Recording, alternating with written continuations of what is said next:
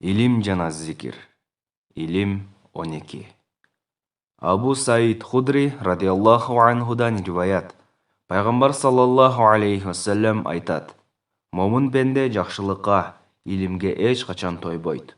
Ал бейишке кирген кезге дейре илим сөзүн уга берет. Өлүм келгише илим үйрөнө берет. Абу Саид Худри радиаллаху анхудан риваят. Пайгамбар саллаллаху алейхи вассалам айтат: Момун пенде жакшылыкка, илимге эч качан тойбойт. Ал бейишке кирген кезге дейре илим сөзүн уга берет. Өлүм келгише илим үйрөнө берет. Абу Саид Худри радиаллаху анхудан риваят.